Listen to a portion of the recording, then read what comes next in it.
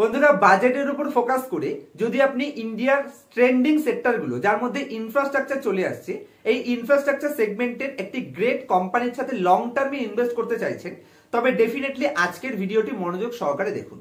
আশা করছি কোম্পানিটা আপনার সকলের পছন্দ হবে, কারণ যে কোম্পানিটা বাছাই করেছি কোম্পানির অর্ডার বুক সুপার গ্রেট রয়েছে, যেখানে কোম্পানির টোটাল মার্কেট ক্যাপিটালাইজেশন মাত্র 5,000 কোটি। তার এগেইনস্টে কোম্পানির কাছে 2024-25 অর্থবর্ষে 12,000 কোটি টাকার অলরেডি অর্ডার বুক রয়েছে।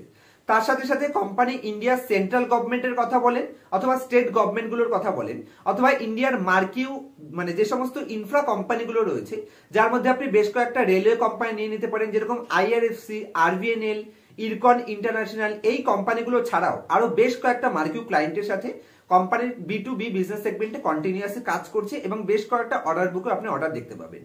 তাছাড়া ইন্ডিয়ার সেন্ট্রাল গভর্নমেন্ট এবং তার সাথে স্টেট গভর্নমেন্টগুলোর সাথে বেশ কয়েকটা গভর্নমেন্টের সাথে কোম্পানির 2010-11 অর্থবর্ষ থেকে 2040-41 অর্থবর্ষ পর্যন্ত বেশ কয়েকটা লং টার্ম প্রজেক্ট সাইন করা রয়েছে, যেটাও কোম্পানির ভবিষ্যতে অনেক বেশি মানে প্রাইস অ্যাপ্রিসিয়েশনকে দিয়ে যাবে আশা করছি। এবং তার সাথে কোম্পানির ভ্যালুয়েশন সুপার ডুপার পজিশনে রয়েছে, কোম্পানির ফান্ডামেন্টাল সুপার ডুপার পজিশনে রয়েছে। তো ডেফিনেটলি কোম্পানিটা আপনারা চেক আউট করে দেখতে পারেন। কোম্পানিটা আমি আমার তরফ থেকে বেস্ট অ্যানালাইসিস করে দেওয়ার চেষ্টা করবো যে কেন কোম্পানিটাকে আমি বাছাই করেছি। তারপর পছন্দ হলে অবশ্যই আপনারা ইনভেস্ট করতে পারেন, তবে কোনো ধরনের বাই অথবা সেল রিকমেন্ডেশন হিসেবে নেবেন না। চলুন সবার প্রথমে কোম্পানির বিজনেস মডেলটাকে ক্লিয়ার করব, তারপরে কোম্পানির ফিনান্সিয়াল স্টেটমেন্টে কোম্পানির ভ্যালুয়েশন এবং কোম্পানির ফান্ডামেন্টালের অতীতের ট্র্যাক রেকর্ড আমি আপনাদের অ্যানালাইসিস করে দেওয়ার চেষ্টা করব। তার আগে চ্যানেলে নতুন হলে অবশ্যই চ্যানেলটিকে সাবস্ক্রাইব করবেন এবং পুরো ভিডিওটি দেখবার পরে যদি মনে হয় এখান থেকে কিছুটা হলেও পজিটিভ নলেজ গেইন হয়েছে, তাহলে অবশ্যই ভিডিওটিকে লাইক করতে ভুলবেন না। চলুন আমি আপনার সাথে স্ক্রিন রেকর্ডিং শেয়ার করছি। তো আশা করছি আপনারা আমার স্ক্রিনটি দেখতে পাচ্ছেন। যদি সবার প্রথমে কোম্পানির বিজনেসের কিছু স্ন্যাপশটের মাধ্যমে আপনাদের বিজনেসটা বোঝানোর চেষ্টা করি, তাহলে সবার প্রথমে কোম্পানি মেইন যেটা ফোকাস করে সেটা হচ্ছে ইন্ডিয়ার যত হাইওয়ে গুলো তৈরি হচ্ছে 2 লেন, 4 লেন, 8 লেন, সে সমস্ত হাইওয়ে গুলো থেকে কোম্পানি বিজনেস করে থাকে। এটা হচ্ছে মেইন বিজনেস। তার সাথে সাথে ইন্ডিয়ার হাই রেঞ্জের যে সমস্ত ফ্লাইওভার গুলো আছে সেগুলো কোম্পানি তৈরি করে থাকে এবং এই ক্ষেত্রেও কিন্তু কোম্পানি বেশ কয়েকটা সাকসেসফুল ফ্লাইওভার অলরেডি তৈরি করে কোম্পানি অ্যাওয়ার্ড পেয়ে গেছে। নেক্সট পয়েন্টে যদি আমি আসি, লেটেস্ট ট্রেন্ডিং বিজনেস সেক্টরে কোম্পানির বিজনেসের একটা বড় এক্সপোজার কিন্তু কোম্পানির টোল ট্যাক্সের মাধ্যমে জেনারেট করে, এটা হচ্ছে সেকেন্ড বিজনেস। তার সাথে সাথে ধরতে পারেন কোম্পানি ইন্ডিয়ার হাইওয়ে গুলো, যেটা এইমাত্র বললাম, এখানে শুধু 2 লেন নয়, কোম্পানি 8 লেনের হাইওয়ে, ইন্ডিয়াতে ফার্স্ট 8 লেনের হাইওয়ে কিন্তু এই কোম্পানি অর্ডার কমপ্লিট করেছে। তার সাথে সাথে ইন্ডিয়ার সোলার সেক্টরেও কিন্তু কোম্পানি ফোকাস রয়েছে। সোলার সেক্টরে ইপিসি প্রজেক্টের মাধ্যমে কিন্তু কোম্পানি কাজ করে যাচ্ছে। তো শুধুমাত্র হাইওয়ে নয়, ইনফ্রাস্ট্রাকচারের মধ্যে কোম্পানির সোলার সেক্টরেও কিন্তু ইপিসি প্রজেক্টে কাজ করে।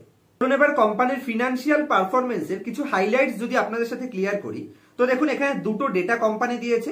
এই উপরের ডেটাটা হচ্ছে কোম্পানির ইয়ার অন ইয়ার বেসিসে Q4 FY24 এবং Q4 FY23, মানে 4 নম্বর কোয়ার্টারের রেজাল্ট দিয়েছে আগের বছরের এবং 2024-এর। আর নিচের ডেটাটা হচ্ছে কোম্পানি পুরো ইয়ার এন্ডিং এর পরে 2023-এ কত রেভিনিউ করেছিল এবং 2024-এ কত রেভিনিউ করেছিল বা এবিডা কত করেছিল বা প্রফিট বিফোর ট্যাক্স কত করেছিল সেটা দেখাচ্ছে। তো যদি আমি সবার প্রথমে কোম্পানির ইয়ার অন ইয়ার বেসিসে কোয়ার্টারলি রেজাল্টে আসি, সেম কোয়ার্টারে আগের বছরে কি করেছিল এবং এ বছরে কি করেছিল, তাহলে সবার প্রথমে আমি আপনাদের রেভিনিউ দেখাচ্ছি। আগের বছরের Q4 এর কোম্পানির রেভিনিউ ছিল 2068 কোটি, যেটা এবছরই সেম কোয়ার্টারে কোম্পানি 22% ইনক্রিজ করেছে এবং 2532 কোটি পোস্ট করেছে। তো রেভিনিউ ইনক্রিজ হয়েছে, পজিটিভ সাইড।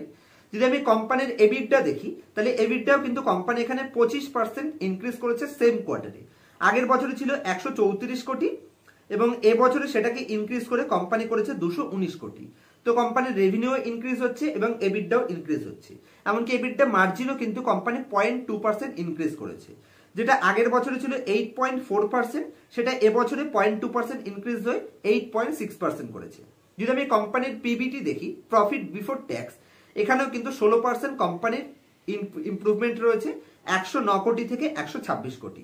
তো Q4 হিসেবে কিন্তু company continuously positive sign provide করলো। যদি আমি কোম্পানির FY24 এর সাথে FY23 মানে আগের বছরের সাথে লেটেস্ট ইয়ার এন্ডিং এ যদি আমি কম্পারিজন দেখি, তাহলে রেভিনিউ কোম্পানি এখানে 21% ইনক্রিজ করেছে, 6478 কোটি থেকে 7841 কোটি। 21% ইনক্রিজ করলো রেভিনিউকে।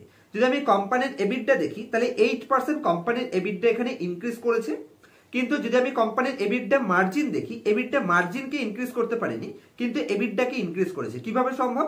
কারণ কোম্পানির টপ লাইন যেহেতু গ্রোথ করেছে বাম্পার, সে কারণে কোনো অসুবিধা নেই, ভবিষ্যতে আবার মার্জিন ইনক্রিজ হয়ে যাবে। যদি আমি কোম্পানির পিবিটি দেখি, যদি যেহেতু কোম্পানির এবিডা ডাউন এসছে, সেখানে প্রফিট বিফোর ট্যাক্সও কিন্তু কোম্পানির এখানে ডাউন এসছে। তবে এটা কোনো নেগেটিভ সাইন নয়, কোম্পানির বাম্পার লেভেল অর্ডার বুকও রয়েছে এবং হিস্ট্রি ট্র্যাক রেকর্ড রয়েছে, যেখানে ডেফিনেটলি আপনি কোম্পানিকে লং টার্মে হোল্ড করতে পারেন এবং ফ্রেশ ইনভেস্টমেন্ট কেন করতে পারেন পুরো ভিডিওটা দেখলে বুঝতে পারবেন। নেক্সট পয়েন্টে যদি আমি কোম্পানির বিজনেসের কিছু হাইলাইটস দেখাই, যেখানে এমন নয় যে কোম্পানির লেটেস্ট এই বিজনেসে এন্ট্রি নিয়েছে। কোম্পানির কাছে 45 বছর প্লাস এক্সপিরিয়েন্স অলরেডি রয়েছে। এই ইন্ডাস্ট্রিতে 45 বছর ধরে কোম্পানি বিজনেস রান করছে। তার সাথে সাথে কোম্পানির কারেন্ট অর্ডার বুক যদি আপনি দেখেন, যেটা আমি ভিডিওর প্রথম পার্টি আপনাদের ক্লিয়ার করেছিলাম, কোম্পানির কাছে 11,000 কোটি টাকার plus already current order book রয়েছে, যার এগেইনস্টে কোম্পানির মার্কেট ক্যাপিটালাইজেশন মাত্র 5,000 কোটি টাকা এবং 14,000 plus kilometre already company construction কিন্তু কমপ্লিট করে দিয়েছে হাইওয়ে বিজনেস সেগমেন্টে। তার সাথে যদি আমি কোম্পানির 5 ইয়ার সিএজিআর রেভিনিউ এবং এবিডা গ্রোথ দেখি, তাহলে দেখুন কোম্পানির রেভিনিউ লাস্ট 5 বছরে 17% ইনক্রিজ করেছে average compounded annual growth rate হিসেবে, এবং কোম্পানি যদি আমি এবিডা দেখি তাহলে কিন্তু 16% লাস্ট 5 বছরে কন্টিনিউয়াসলি সিএজিআর হারে ইনক্রিজ চলছে। তো ওভারঅল বিজনেস কিন্তু আমার খুবই ভালো লাগছে। এবং তার সাথে সাথে কোম্পানির যদি এই বিজনেসে কিছু ইম্পর্টেন্ট সার্টিফিকেশনের কথা বলেন বা কোম্পানির ক্রেডিট রেটিং দেখেন, যেখানে এ প্লাস কিন্তু কোম্পানির শর্ট টার্ম ক্রেডিট রেটিং রয়েছে, যেটা খুবই স্ট্যান্ডার্ড লেভেলের মেনটেন করে। নেক্সট পয়েন্টে যদি আমি কোম্পানির যে লেটেস্ট অর্ডার বুক রয়েছে, সেই অর্ডার বুকটায় কোম্পানি কিভাবে ডাইভার্সিফাই করেছে সেটা যদি আমি আপনাদের বোঝানোর চেষ্টা করি, তাই দেখুন সবার প্রথমে সেগমেন্ট ব্রেকআপ যদি আমি দেখি কোন কোন সেগমেন্টে কতটা কোম্পানির রেভিনিউ ব্রেকআপস রয়েছে, তো সবার প্রথমে কোম্পানির রোড এবং ইপিসি থেকে 37% রেভিনিউ ডিপেন্ড করে এবং তার সাথে সাথে রোডে শুধু রেট মানে রোড এইচএম থেকে যদি আপনি দেখেন সেটা 8.1% ডিপেন্ডেন্সি, আর বাকিটা এখানে আপনারা অবশ্যই দেখতে পাচ্ছেন। একদম লাস্টে যদি আমি কোম্পানির পাওয়ারের মধ্যে আসি, তাহলে পাওয়ারের উপরও কিন্তু কোম্পানির স্ট্রং এক্সপোজার রয়েছে, 41% পাওয়ারের উপর কোম্পানি এক্সপোজার রাখছে সেগমেন্ট ব্রেকআপ হিসেবে। যদি আমি কোম্পানির জিওগ্রাফিক্যাল হিসেবে কোম্পানির ব্রেকআপস দেখি, তাই দেখুন কোম্পানি এই জায়গাতে আপনারা দেখতে পাচ্ছেন, একটু ভিডিওটিকে পজ করে নেবেন, কোম্পানি নর্থ থেকে কতটা করছে, সাউথ থেকে কতটা করছে, ইস্ট এবং তার সাথে কোম্পানি ওয়েস্ট থেকে কতটা করছে, সমস্ত ডেটাটা আপনারা অবশ্যই এখানে দেখে নেবেন। যদি আমি কোম্পানির ক্লায়েন্ট ব্রেকআপের কথা বলি, তাহলে কোম্পানির সেন্ট্রাল গভর্নমেন্টের উপর 31% রেভিনিউ ডিপেন্ড করে এবং তার সাথে স্টেট গভর্নমেন্টের উপর কোম্পানির 44% রেভিনিউ ডিপেন্ড করে। যে কারণে বলেছি বাজেটের উপর কোম্পানির ফোকাসটা আপনাকে দেখতে হবে। বাজেটে যদি গভর্নমেন্টের ফোকাস ইনক্রিজ হয় এই ইনফ্রা সেগমেন্টে, তাহলে ডেফিনেটলি কোম্পানির এই বিজনেসের মেইন এক্সপোজারটাই কিন্তু সেন্ট্রাল গভর্নমেন্ট অথবা স্টেট গভর্নমেন্টের কাছ থেকে আসে, যেখানে এখানেই কোম্পানি 31% এবং 40%, ধরতে পারেন কোম্পানির অলমোস্ট 80%-এর আশেপাশে 75% তো কোম্পানির এক্সপোজার গভর্নমেন্টের কাছ থেকে আসছে। তো ডেফিনেটলি বাজেটে যদি এক্সপোজার ইনক্রিজ হয়, সেন্ট্রাল গভর্নমেন্ট যদি বাজেট ইনক্রিজ করতে পারে, তাহলে ডেফিনেটলি কোম্পানির জন্য অপরচুনিটি ক্রিয়েট হবে। চলুন এবার কোম্পানির কারেন্টলি যে 1,697 কোটি অর্ডার বুক রয়েছে, এই 1,697 কোটি অর্ডার বুক কোম্পানির এক্সাক্ট কোন কোন জায়গা থেকে কোন কোন গভর্নমেন্টের উপর ডিপেন্ড করছে এবং কোন কোন বিজনেস সেক্টর থেকে বিলং করছে, সেগুলো আপনাদের যদি জাস্ট কিছুটা হাইলাইটস বোঝানোর চেষ্টা করি, তাই দেখুন কোম্পানি যদি আপনি রেলওয়ে সেগমেন্টে দেখেন, রেলওয়ের উপর গভর্নমেন্টের ফোকাস রয়েছে এবং এখান থেকে কোম্পানির 877 কোটি অর্ডার বুক রয়েছে। তাছাড়া যদি পাওয়ার এবং টিএনডি দেখেন, যেখানে কোম্পানির 4,796 কোটি অর্ডার বুক রয়েছে, টোটাল এখানে হলো 6,361 কোটি। আর সেকেন্ড পেজে যদি আমি দেখি, তাহলে কোম্পানির এখানে এইচএম থেকে 991 কোটির অর্ডার বুক রয়েছে এবং ইপিসি থেকে কোম্পানির 4,426 কোটি অর্ডার বুক রয়েছে। টোটাল 11,697 কোটি অর্ডার বুকটা কোম্পানি এই বেশ কয়েকটা বিজনেস সেক্টর থেকে কিন্তু আলাদাভাবে ডাইভার্সিফাই রয়েছে। রেলওয়েতে যদি অর্ডার ইনক্রিজ হয় তাহলেও বেনিফিট পাবে, পাওয়ারে অর্ডার ইনক্রিজ হলে বেনিফিট পাবে এবং ইপিসিতে যেখানে হোক না কেন ওভারঅল ইনফ্রাস্ট্রাকচারের উপর কিন্তু কোম্পানি ফোকাস রয়েছে এবং ডাইভার্সিফাই বিজনেস পোর্টফোলিও এবং বিভিন্ন আলাদা আলাদা কোম্পানির থেকেও বিলং করছে এবং আলাদা আলাদা গভর্নমেন্ট বলেন, স্টেট গভর্নমেন্ট বলেন, সেন্ট্রাল গভর্নমেন্ট বলেন, সবার কাছে কিন্তু diversify business portfolio company manager রয়েছে। যদি ডিটেল দেখতে হয় এক্সাক্ট কার কার কাছে কত কত কোটি, তাহলে ভিডিওটিকে পজ করবেন, করে ভালো করে এই পেজটা পড়ে নেবেন, তাহলে ডিটেল আপনি বুঝে যাবেন কার কার কাছে কতটা অর্ডার বুক কোম্পানির এবছর লেটেস্ট রয়েছে। চলুন এবার কোম্পানির বিওটি প্রজেক্ট পোর্টফোলিওতে গিয়ে আমি আপনাদের কোম্পানির বেশ কয়েকটা লং টার্ম প্রজেক্ট, যে সমস্ত প্রজেক্টগুলো 20 বছর 25 বছরের উপরের জন্য সাইন করা রয়েছে, লং টার্ম প্রজেক্ট তার কিছু এন্ডিং ডেট এবং স্টার্টিং ডেট দেখাবো, যেখানে টোটাল 20-25 বছরের জন্য কিন্তু প্রজেক্টগুলো সাইন রয়েছে। তো কাদের কাদের সাথে অর্ডারগুলো করা রয়েছে বা প্রজেক্টগুলো রয়েছে, এখানে লেফট সাইডে আপনারা তাদের প্রজেক্টের নাম দেখতে পাবেন যে কোন প্রজেক্ট, এবং তার মধ্যে আদার্স। যদি আমি সবার প্রথমে এখানে কত বছরের সাইন করা রয়েছে সেটা দেখাই, এখানে দেখুন তার বছরগুলো রয়েছে 30 বছর, 25 বছর, 20 বছর।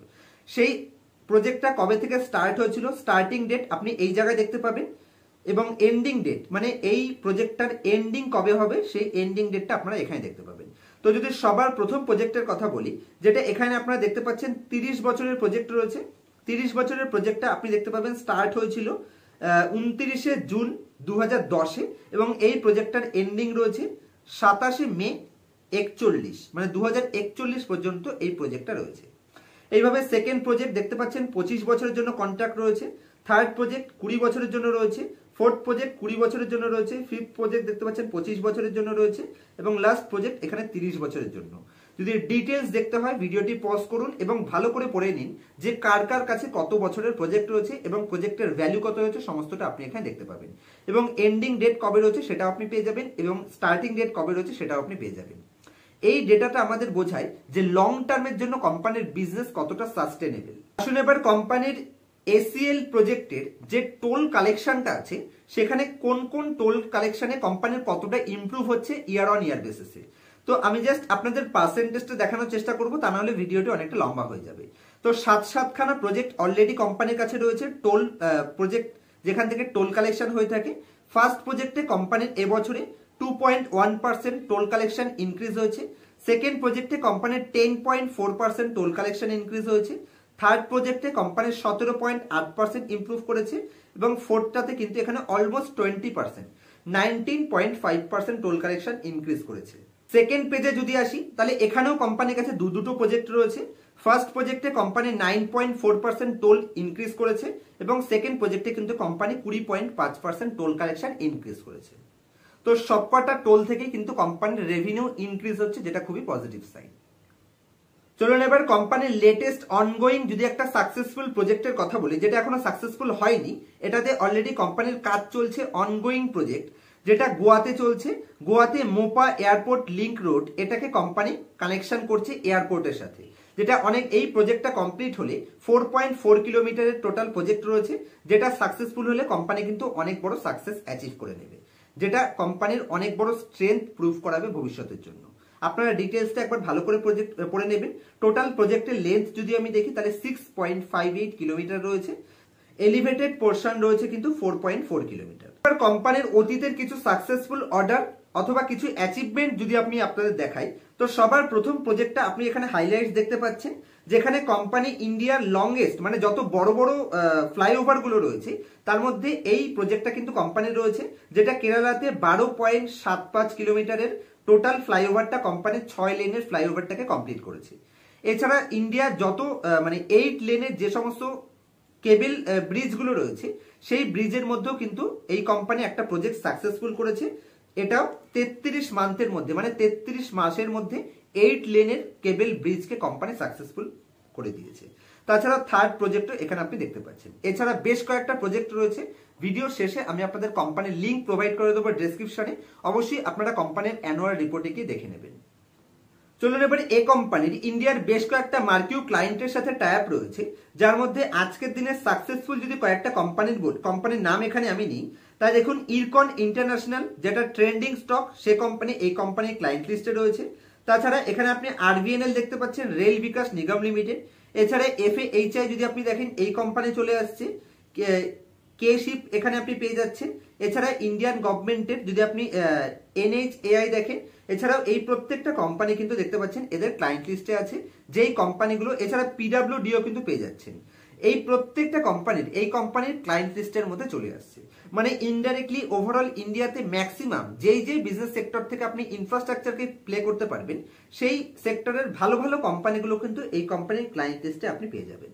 আশা করছি আপনাদের সাথে এটুকু ক্লিয়ার করতে পেরেছি। যদি ইন্ডিয়ান গভর্নমেন্টের এবছর বাজেটে ইনফ্রাস্ট্রাকচারে ফোকাস থাকে, তাহলে ডেফিনেটলি এই কোম্পানিটাকে আপনারা চেক আউট করতে পারেন, যে কোম্পানিটা আজকের ভিডিওতে অ্যানালাইসিস করছি। চলুন এবার কোম্পানির বিজনেস মডেল তো ক্লিয়ার করেছি, কোম্পানির ফিনান্সিয়াল স্টেটমেন্ট এবং কোম্পানির ভ্যালুয়েশন, তাছাড়া কোম্পানির অতীতের ট্র্যাক রেকর্ড কি আছে বা কোম্পানির রিটার্ন রেশিও বা কি আছে, সেই পয়েন্টসগুলো বোঝানোর জন্য আমি আপনাদেরকে স্ক্রিনারের উপর নিয়ে যাচ্ছি এবং কোম্পানির ভ্যালুয়েশন থেকে শুরু করে কোম্পানির ফান্ডামেন্টাল অ্যানালাইসিস খুব শর্টে ক্লিয়ার করার চেষ্টা করব। তো আশা করছি আপনারা আমার স্ক্রিনটি দেখতে পাচ্ছেন। তো যে কোম্পানিটা নিয়ে আজকে ডিসকাস করছি, কোম্পানির নাম হচ্ছে অশোকা বিল্ডকন লিমিটেড এবং কোম্পানি একদমই ছোট মার্কেট ক্যাপের সাথে ট্রেড করছে, স্মল ক্যাপ ধরতে পারেন। 6199 কোটি কোম্পানির মার্কেট ক্যাপ রয়েছে। যদি আমি কোম্পানির কারেন্ট মার্কেট প্রাইসে আসি তাহলে ভ্যালুয়েশন কি বলছে। সবার প্রথমে কোম্পানির 249 এক বছরের টপ ছিল, যেখান থেকে 222 টাকাতে ট্রেড করছে, তো কিছুটা ডিসকাউন্টে রয়েছে। যদি আমি কোম্পানির পি রেশিওতে আসি, মাত্র 14 পি রেশিওতে কোম্পানি ট্রেড করছে, যার এগেইনস্টে ইন্ডাস্ট্রি 40 পি রেশিওতে ট্রেড করে। যদি আপনি কোম্পানির পিই রেশিও দেখেন 0.23, তার মানে কোম্পানি যে হিসেবে প্রফিট গেইন করছে সে তুলনায় কোম্পানির পি রেশিও সস্তা রয়েছে, তো ভবিষ্যতে পি এক্সপেনশনের চান্স রয়েছে। যদি আমি কোম্পানির রিটার্ন রেশিও দেখি তাহলে 35% return on capital employed post করছে এবং 22% রিটার্ন অন ইকুইটি, দুটোই কিন্তু ফার্স্ট ক্লাস সুপার ডুপার লেভেলের। কোম্পানির ডেট টু ইকুইটি রেশিও, মাথায় রাখবেন ইনফ্রা কোম্পানির যেহেতু ওয়ার্কিং ক্যাপিটাল ডেজ হাই হয়ে থাকে, যে কারণে এই টাইপের কোম্পানির ক্ষেত্রে debt to equity ratio high হতে পারে, কোনো অসুবিধা নেই। চলুন এবার যদি কোম্পানির কোয়ার্টারলি রেজাল্টে আসি তাহলে 1736 কোটি, সেখান থেকে ইয়ার অন ইয়ার ইনক্রিজ করে 1992 কোটি, 2448 এবং লেটেস্ট 3052। লাইফ টাইমে highest level top line company post করেছে ইয়ার অন ইয়ার বেসিসে কোয়ার্টারলি রেজাল্টে। যদি আপনি কোম্পানির নেট প্রফিটে আসেন 153 কোটি থেকে 225 কোটি, সেখান থেকে নেগেটিভে এসছে, নেগেটিভ থেকে কিন্তু লাইফ টাইমে হাইয়েস্ট লেটেস্ট কোয়ার্টারে 254 কোটি পোস্ট করেছে, পজিটিভ সাইন। যদি আপনি কোম্পানির প্রফিট অ্যান্ড লস স্টেটমেন্ট দেখেন তাহলে 1800 কোটি থেকে কিন্তু কন্টিনিউয়াসলি গ্রোথ করেছে, এমন নয় যে লেটেস্ট 1-2 বছরের বাজেটেই কোম্পানি ইমপ্রুভমেন্ট করছে। অতীত থেকেই কিন্তু কোম্পানি তার সেলসকে কন্টিনিউয়াসলি ইনক্রিজ করছে, কারণ কোম্পানি শুধু শর্ট টার্ম ফোকাস নয়, কোম্পানির লং টার্ম কন্ট্যাক্টের উপরও কিন্তু ফোকাস রেখেছে। Average 25-30% company return operating profit মার্জিনকে মেনটেন করে।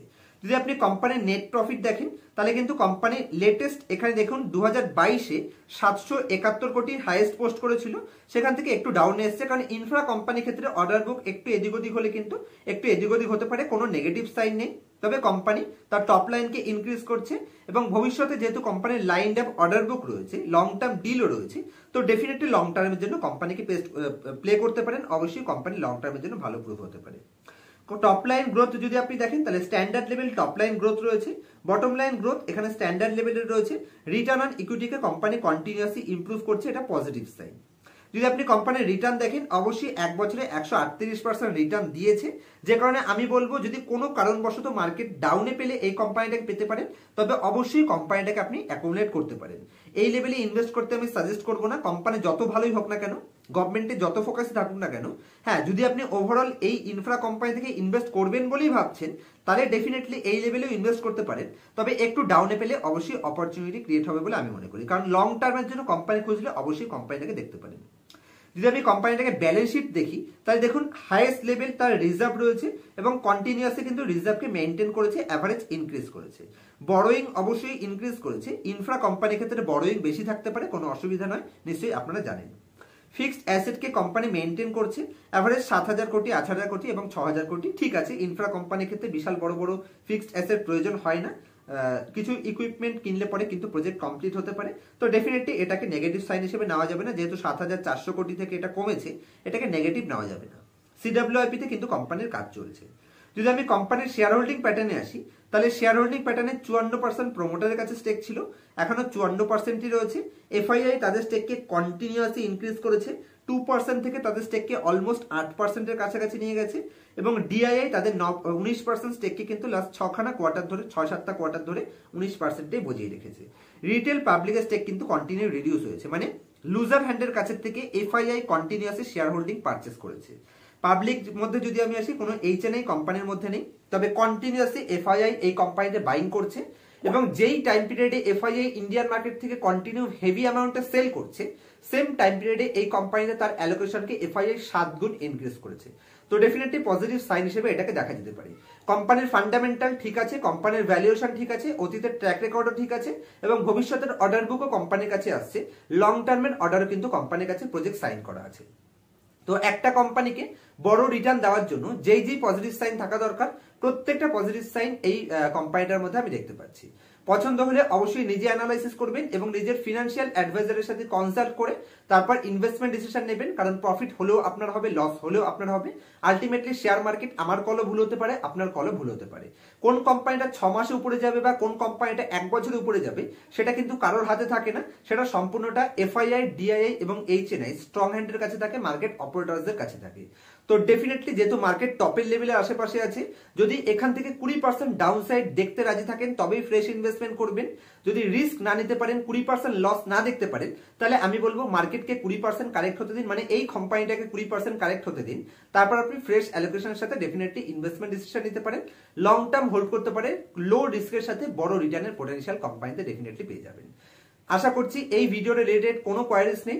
যদি কোনো কোয়ারিজ থাকে আমাকে নির্দ্বিধায় কমেন্ট করবেন। Stock market, mutual fund, bond সম্পর্কে কোনো ধরনের কোশ্চেন থাকলে কমেন্টস করবেন। আমি একটু লেটে হলেও প্রত্যেকটা কমেন্টের আমার তরফ থেকে বেস্ট রিপ্লাই দেওয়ার চেষ্টা করি। আমার কাছ থেকে অ্যাডভান্স লেভেল অ্যানালাইসিস পার্সোনাল ক্লাসে শিখতে চাইলে স্ক্রিনের উপর মোবাইল নাম্বার দেখতে পাচ্ছেন, ডেসক্রিপশনে মোবাইল নাম্বার পেয়ে যাবেন। আর মার্কেটে, লাইভ মার্কেটে আমার অ্যাক্টিভিটিস বা মার্কেটের লেটেস্ট আপডেট যদি পেতে চান অবশ্যই ইনস্টাগ্রামে ফলো করে নেবেন। ডেসক্রিপশনে ইনস্টাগ্রাম আইডি এবং ইনস্টাগ্রাম লিংক আপনারা পেয়ে যাবেন। দেখা হবে নেক্সট ভিডিওতে কোনো ইনফরমেটিভ টপিকের সাথে। ততক্ষণ পর্যন্ত হ্যাপি ইনভেস্টিং, হ্যাপি ট্রেডিং।